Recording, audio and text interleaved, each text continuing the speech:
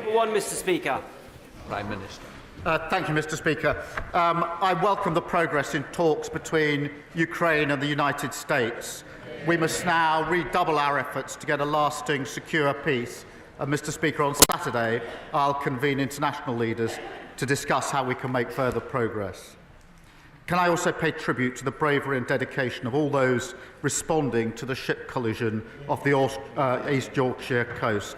Our thoughts, and I'm sure of the whole House, are with the family of the crew member who is sadly presumed dead. Mr. Speaker, this week we introduced landmark legislation to get Britain building, paving the way to restoring the dream of home ownership for working people across the country. We're also driving forward our Employment Rights Bill, the biggest boost to workers' rights in a generation. That's our plan for change in action. This morning I had meetings with ministerial colleagues and others.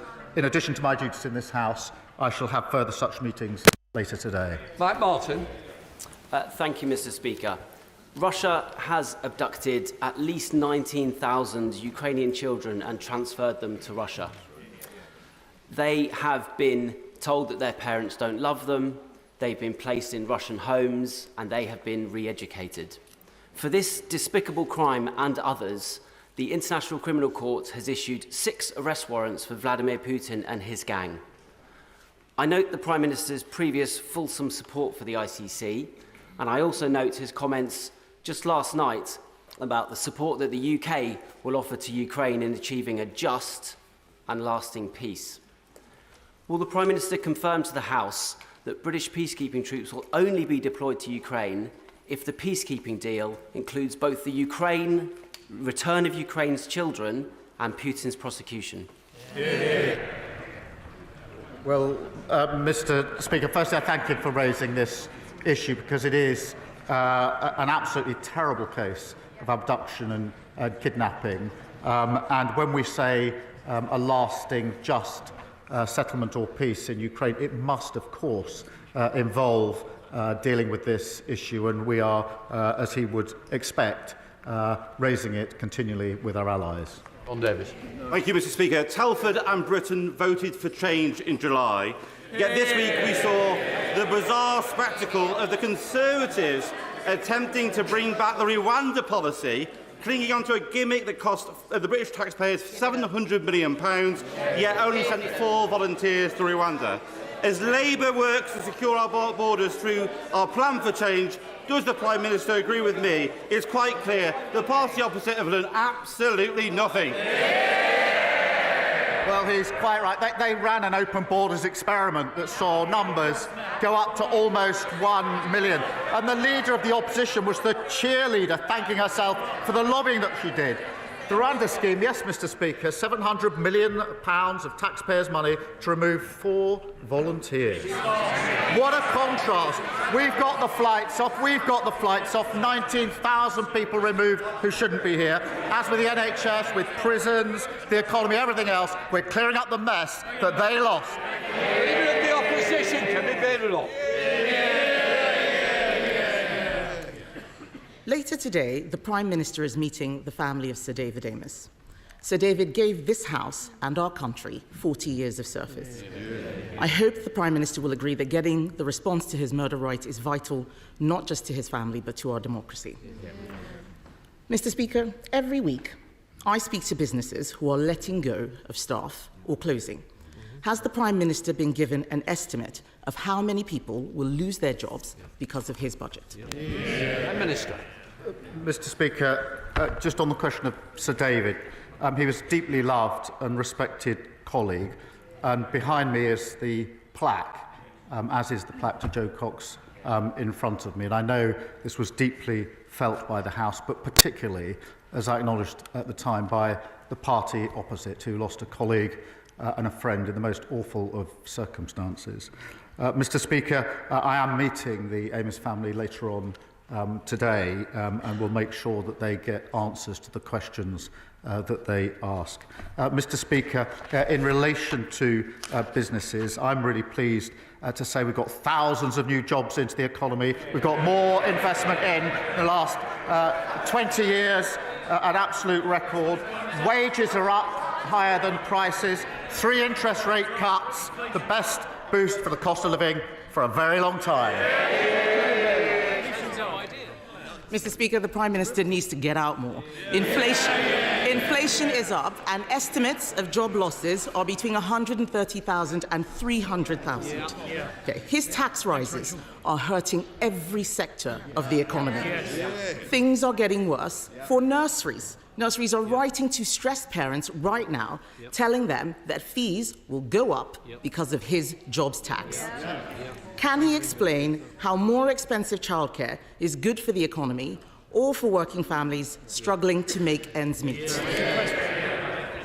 Well, Mr. Speaker, we're putting in childcare. Look at the breakfast clubs, 2 in her constituency.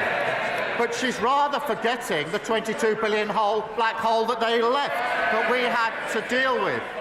That's why we had to take the necessary but right measures we did in the budget.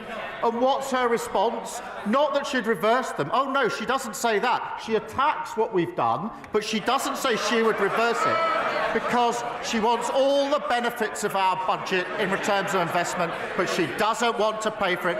That's how we got into the mess in the first place. Mr. Speaker, the Prime Minister is out of touch because he should know that nurseries are charging over £2,000 for full-time care. That's £24,000 a year after tax, and he's talking about 60p breakfast clubs. He has no idea what people out there are experiencing, and it is not just the families. Even councils must pay his jobs tax. To cope with it, the average council tax bill is increasing by over £100 in April, after he promised to freeze it. Hard-working families' money is going to the Chancellor instead of social care and fixing potholes. Why should these families pay more for less? Well, she really shouldn't denigrate what she calls, I think, 60p breakfast clubs. She should be welcoming them.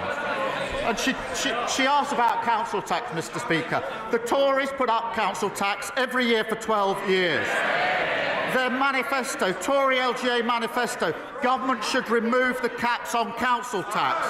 And then Hampshire Council, Tory, wanted a 15% increase. We said no. Slough Council, again, Mr. Speaker, Tory, wanted 3%. We said no. Windsor and Maidenhead, Tory, now Lib Dem, wanted 25%. We said no. We're the ones that are doing the right things to get this country on the right track. Mr. Speaker, the point is he promised to freeze, and they are going up. And if he wants to talk about councils, let's look at Liverpool or maybe Birmingham, where the rubbish is piling up so high, people vote Labour and all they get is trash, just like what he's saying at the dispatch box.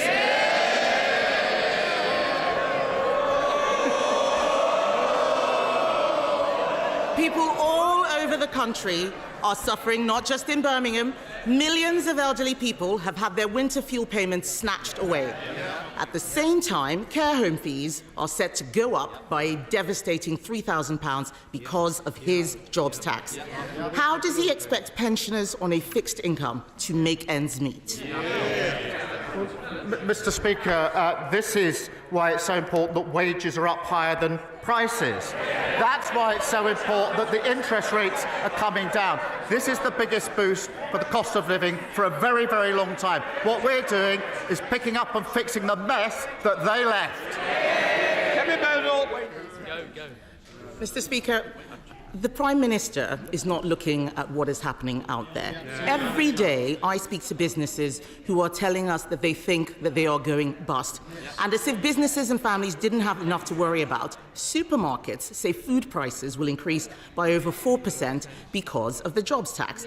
And that's before we get to the immoral family farms tax on the very farmers who work so hard to produce our food. What does the Prime Minister have against farmers anyway? Does he not see that his budget is killing farming in this country, and he is making life so much harder for everyone else? Mr. Speaker, the budget provided £5 billion for farming over the next 2 years. That is a record amount. We've set out the roadmap for farming, which has been welcomed by farmers. And many thousands of farms have benefited from the farming schemes. But she talks about prices.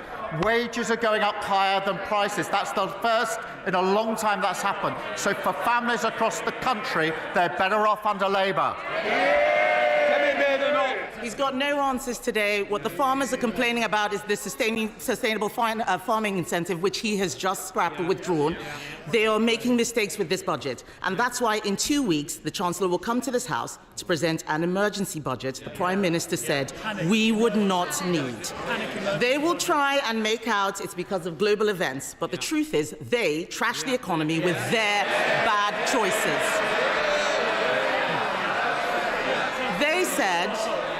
They said they'd look after pensioners. Then they snatched winter fuel payments. They said that they would be pro-business, but they hiked taxes on jobs. And he, Mr. Speaker, he promised to freeze council tax, but it's going up by £100. This is a high-tax, low-growth, job-killing government. Will he use the emergency budget to fix the mess he's made? Mr. Speaker, inflation under them 11%, £22 billion black hole, a mini budget that made us the laughing stock of the world, and they want to give lectures on the economy to us. No, thank you very much. Thank you, Mr. Speaker. With 1 in 8 young people across the country not in education, employment or training, people in rugby are worried about a wasted generation. Too many people with disabilities and health conditions are not getting the help that they need to get into work. So will the Prime Minister set out how this government will give everyone who is able to work the support they need, provide compassion to those who can't work, and fix the broken welfare system left behind by, you guessed it, the Conservatives? I thank him for raising this issue. Mr. Speaker, I come from a family that dealt with disability through my mother and brother over many years, so I do understand the concerns that have been raised by him. But we inherited a system which is broken, it is indefensible economically and morally, and we must and we will reform it. We will have clear principles, Mr. Speaker. We will protect those who need protecting. We will also support those who can work back to work. But Labour is the party of work. We are also the party of equality and fairness. Leader of the Liberal Democrats, Sir Ed Davey. Thank you, Mr. Speaker. I'd like to begin by giving a shout-out for Young Carers Action Day today, but I promise the House I will not sing. Mr. Speaker, the Prime Minister has rightly spoken about the need to get more people into work, and he repeated that now, so people have more dignity, we can get the economy going, and we can cut the benefits bill after the disgraceful legacy left by the Conservatives. You were there for 5 years. But does the Prime Minister recognise that for many disabled people, the best way to help them into work is to support them properly with more special equipment, with training, with better healthcare and so on? And will he also today calm anxieties that he himself has raised for many of us, that the disability benefits for people who simply cannot work will not be cut? Mr. Speaker, we will, of course, as I've just said, the principles, we will, of course, support those who need support, but also help those who can work into work. They'll be the guiding principles. But what we've inherited is shocking, and they ought to be silent. 1 in 8 young people not in education, work or training. That is a lost generation. That is their inheritance. They've got plenty to say now. They did nothing for 14 years and left this in terrible inheritance. And Davey. Mr. Speaker, turning to international issues, can I congratulate the Prime Minister on helping to secure the restoration of US military and intelligence support for Ukraine? But can I press him on progress to persuade President Trump against damaging metal tariffs already hitting British industry? The Prime Minister knows that we on these benches believe he must be more robust with President Trump, like the Europeans and like the Canadians. So will the Prime Minister fly out to Canada as soon as possible to show their new Prime Minister and the Canadian people that Britain stands with its Commonwealth allies against Trump's threats and against Trump's tariffs? Well, Canada is an ally and a very important ally too, and I've spoken to our allies on many occasions about the situation in Canada. On the question of tariffs, obviously, like everybody else, I'm disappointed to see global tariffs in relation to steel and aluminium. But we will take a pragmatic approach. We are, as he knows, negotiating an economic deal which covers and will include tariffs if we succeed, but we will keep all options on the table. Claire Hannah. Hi, Ella Fadra, Conadív, August, Shock na Gilga, Fosta, Desh Con Changa, August, our culture, Kellaroo, or Fodandone. Happy St. Patrick's Day, everybody, and happy Irish Language Week as well, an opportunity to use Irish language and culture across the world. It's an increasingly turbulent world, Prime Minister, with relationships and norms turned upside down over recent weeks, and that's why I congratulate the Prime Minister and the Taoiseach for re-establishing warm and firm relationships at their summit last week, and it's reassuring for all of us to know that whatever our constitutional future, that bond is lasting and refreshed. Will the Prime Minister join me in wishing a happy St. Patrick's Day to all who value our shared bonds, and can I take this opportunity to invite him to Belfast in August 2027, which was announced this week as the host of the Fleadh na HÉireann for the first time. Well, can I join her in wishing everybody celebrating a very happy St. Patrick's Day? Mr. Speaker, she's right. We need a strong and settled relationship between the United Kingdom and Ireland, and the need for that has never been greater, which is why I was delighted to host the Taoiseach in Liverpool last week at our first annual UK-Ireland summit. We've turned the page, started a new era for our relationship with Ireland, and I'd be very happy to go to Belfast in 2027. I want to go much sooner than that. Andrew Stone. Thank you very much, Mr. Speaker. In just 20 days' time, new sentencing guidance will come into effect that the Justice Secretary has already conceded will be two-tier in its nature. It will mean that the colour of your skin or the religion you have can give you leniency in the eyes of the law and will plunge public confidence in the judiciary into crisis. But it is avoidable. We Conservatives have tabled a bill that, if backed on Friday, can stop this guidance in its tracks. So will the Prime Minister, will he now overrule his Justice Secretary and confirm here and now that he will back this bill, or will he simply step aside and prove he has in fact been two-tier Keir all along? Well, everyone should be equal before the law. That is why the Lord Chancellor has taken up the issue with the Sentencing Council. But he needs to do his homework, because the proposal that he complains about was drafted in 2024, and the last government was consulted. And when they were consulted, what did they say? They said they welcomed the proposal.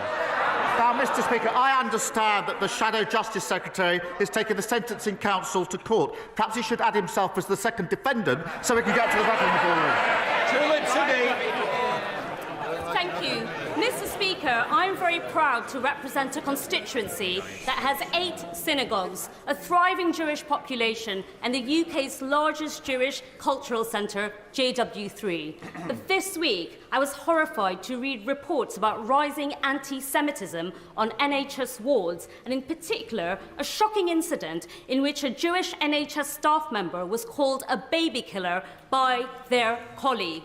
The NHS that I know and love is open to everyone, regardless of their background. So could I ask the Prime Minister, what is he doing to ensure that my Jewish constituents can safely use our beloved National Health Service?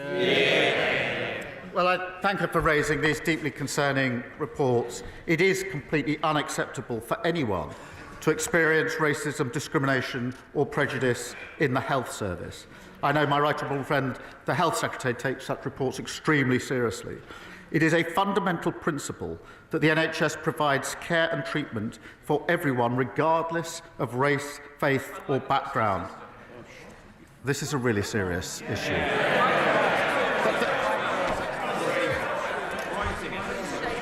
you've let yourself down, you know it. I expect all trusts and healthcare providers to take necessary action against any staff who've expressed views that do not reflect the views and values of the NHS. Dave Dugan, a closed question. Question 9, Mr Speaker. Mr Speaker, he asked about UK-US relations. As he knows, and the House knows, I'm committed to strengthening those relations. The US is an indispensable ally. We are working together to try to secure a just and lasting peace in Ukraine. And I've spoken to the President on a number of occasions, including this week. Dave Dugan. I agree with the Prime Minister in those sentiments. The ceasefire negotiations this week are a cause for great optimism, and I welcome the efforts that the Prime Minister's National Security Advisor, Jonathan Powell, had done in leading that priority. But last week at the dispatch box, the Prime Minister said in answer to my right honourable friend, the member for Aberdeen South, that he had no knowledge of the United States planning to withdraw military aid from Ukraine, yet they did that the following day.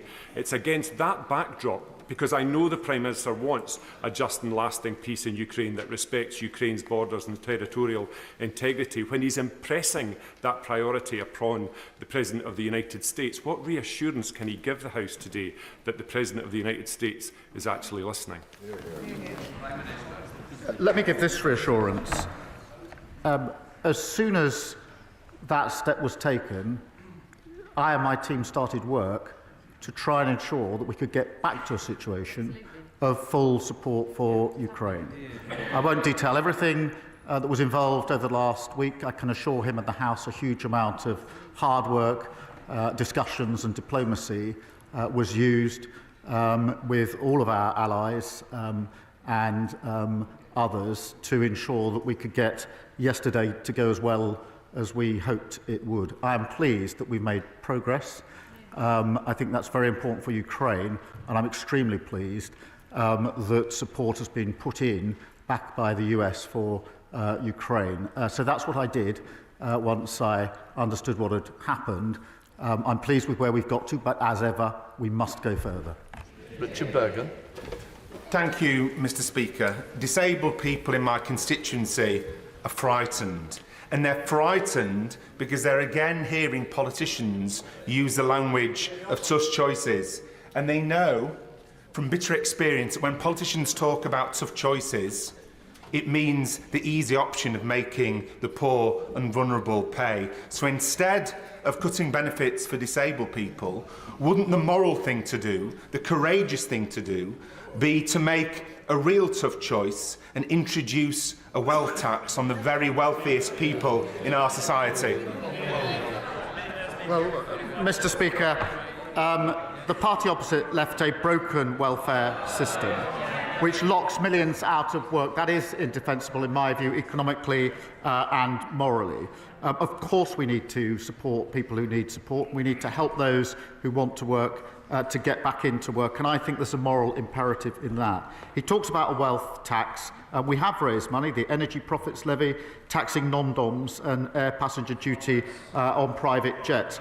But this isn't a bottomless pit, and we must kick-start growth to get the economic stability that we need. Sir Geoffrey Clifton-Brown. Most people would accept that we need more housing in this country, yet so often it's not accompanied by the necessary infrastructure. In my own constituency, thousands of houses are proposed, yet without the £250 million to upgrade Junction 12 of the M5, the inspector is likely to rule our plan unsound. So will the Prime Minister use his upcoming planning and infrastructure bill to see how developer and landowner contributions can more effectively build this vitally needed infrastructure which would benefit communities up and down the country? Well, he's right. We have to get the houses built that we need in his constituency and elsewhere, something that the party opposite failed to do. That's why we've introduced the infrastructure bill, which I think he welcomes, and that bill will get Britain building so we can deliver on those 1.5 million new homes through our plan for change. In relation to the particular issue he raises, I know that he and my honourable friend, the member for Stroud, have been working together to try to resolve this issue, as I understand it, and I'm happy to ensure he gets a meeting with the relevant minister if that would help in taking it further. Sir Jean Joseph. Thank you, Mr Speaker. can I commend this Labour government's landmark reforms to get Britain building through our plan for change.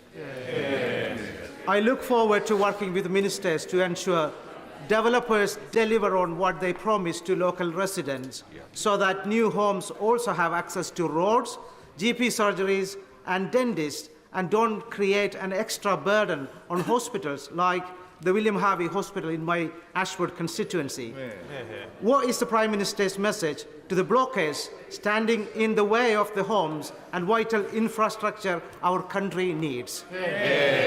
Well, he's a dedicated campaigner for his constituents. Well, we know who's been standing in the way for the past 14 years. It's the party opposite, and they've learned absolutely nothing. The leader of the opposition claims that she's never opposed growth or development. That's not what she's telling her constituents, Mr. Speaker. Only last month she wrote in her newsletter that she'll keep working with Conservative colleagues to block a vital energy infrastructure project in her own backyard. She's not alone. The Shadow Foreign Secretary, Shadow Defence Secretary, Shadow DEFRA, they're all at it. What a bunch of blockers. Sir Ashley Fox.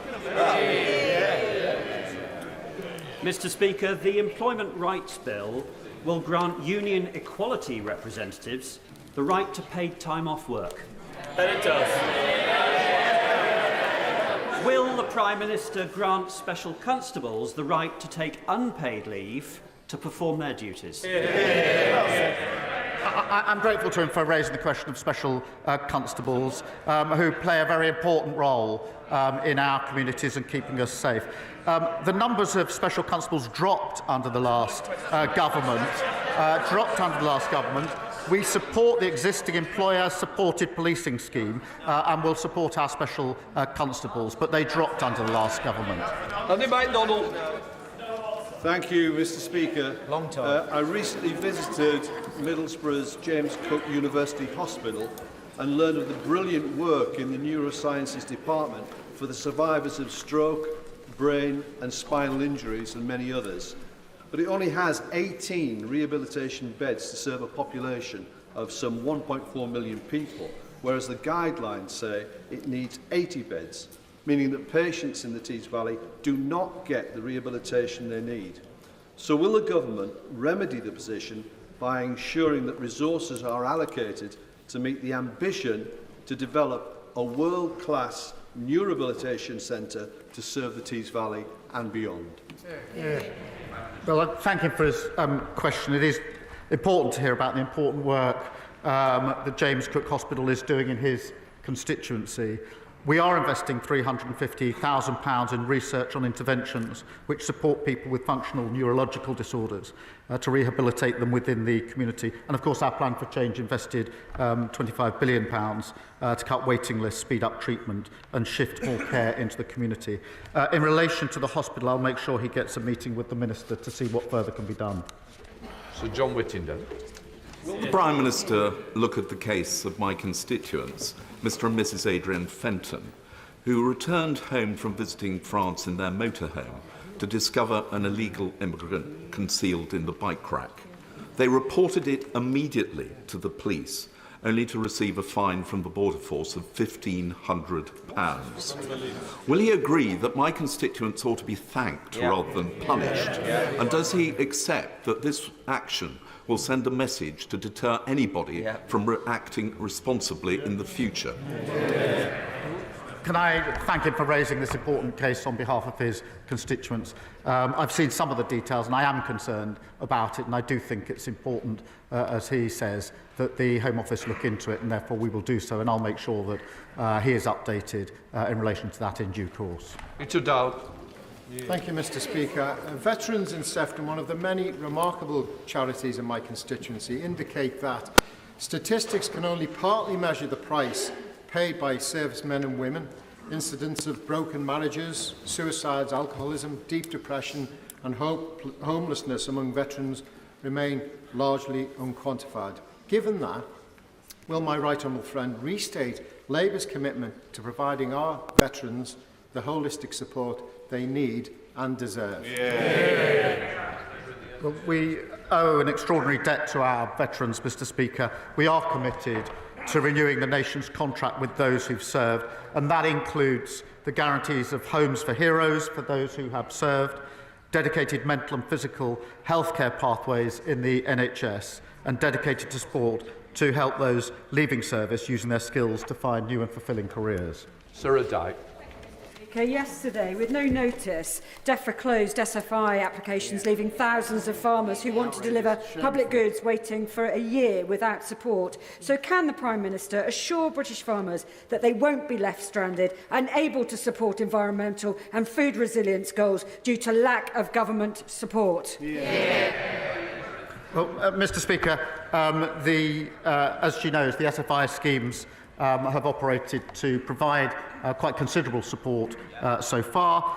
There have been a number of schemes. They've closed in the past, and then a new scheme has been put in place. They were closed in 2022 and 2023 by the party opposite without the 6 weeks' notice. But we do support farmers. We will be putting forward more details at the spending review. But the difference, Mr. Speaker, in this government is we're funding the farmers. They failed to spend the budget. Sultana. Thank you, Mr. Speaker. In October 2023, in an interview with LBC, the Prime Minister said, and I quote, "I think Israel does have that right," when asked if cutting off power and water to Gaza was appropriate. For 11 days now, Israel has blocked the entry of vital goods and aid into Gaza, subjecting over 2 million people to collective punishment and starvation. Israel's decision to also cut off electricity to a plant supplying drinking water to 500,000 people is yet another blatant violation of international law and further evidence of genocide against the Palestinian people. In light of these facts, does the Prime Minister still maintain that Israel is not committing genocide? Look, I'm really appalled by Israel blocking aid when it is needed at greater volume and speed than it's ever been needed. Blocking goods and supplies and power entering Gaza risks breaching international humanitarian law, and it shouldn't be happening. And we are doing everything we can to alleviate that situation. Sir Julian Lewis. Thank you, Mr. Speaker. In his extremely important upcoming discussions with other nations about Ukraine, will the Prime Minister focus on the fact that it was standard Russian procedure to take over other countries by having bogus elections and installing puppet governments? And will he therefore impress on other colleagues to be very wary of calls to hold elections in Ukraine during a wartime situation, which could result in the subversion and takeover by Russia of the entire country? I thank him for raising a really important point, and the track record is there for all to see. On top of that, of course, we in this country did not hold elections when we were at war. That is a perfectly reasonable and normal course of behaviour. And yes, of course, that has to be part of our discussions as we go forward, including the meeting that I'm convening on Saturday. Lord Hatton. Thank you, Mr. Speaker. South Dorset is ready to play its part, making Britain a clean energy superpower. But after 14 years of Conservative failure, there are many untapped opportunities on our doorstep. Green investment opportunities such as Port Wind, Moor Wind and a hydrogen storage hub are all coming down the track. So can the Prime Minister reassure my constituents that the government will work with the Crown Court on these projects, invest in key infrastructure and ensure that South Dorset's green energy potential is hardwired into our plan for change? Well, I thank him. He's absolutely right about making Britain a clean energy superpower. We are committing £2.3 billion to support hydrogen projects, and I recognise the huge potential of South Dorset to become home to a storage hub. We're ensuring public and private investment works together, and that's exactly what the Crown Estate Act does, unlocking significant investment, boosting offshore wind and kick-starting economic growth. Andrew Rosenthal. Thank you, Mr. Speaker. As the Leader of the Opposition has already mentioned, later today the Prime Minister will meet the family of our dear late colleague, Sir David Amess, who was so brutally murdered at his constituency surgery 3.5 years ago. I plead with the Prime Minister to reverse the decision to deny the family a public inquiry despite similar inquiries being held into other tragic instances. So, will he please stop this shameful saga and heed the call of the Amos family for a judge-led public inquiry into David's death and the related failure of the Prevent programme from a heartbroken family? Can I acknowledge just how heartbroken they are? It's difficult to imagine what they've gone through, what they continue to go through. And that's why it's very important that I meet them this afternoon, which I will do, and discuss with them all the questions they want to raise with me. Sir David was a respected and loved a colleague across this House. And as I say, I absolutely understand how his family must feel about the tragic circumstances in which he died and then everything that followed thereafter. Final question, Chris Kane. Thank you, Mr. Speaker. Tomorrow marks 29 years since 16 children and their teacher were murdered at Dunblane Primary School. In recent weeks, my constituents have raised with me the alarming fact that adverts offering handguns for sale are appearing on technology platforms like Google and YouTube. Does the Prime Minister agree with me that technology companies have an obligation to all of us to do everything proactively possible to prevent illegal advertising of this kind and not rely on a reactive, will remove it when it's reported approach, which is simply not good enough? The thoughts, I'm sure, of the whole House are with the victims of the Dunblane massacres 29 years after the tragic event. The Online Safety Act will require online services to proactively remove such content from their platforms and prevent it appearing there in the first place. These duties fully take effect from Monday, and then we'll make sure that all companies meet their obligations. That completes Prime Minister's questions.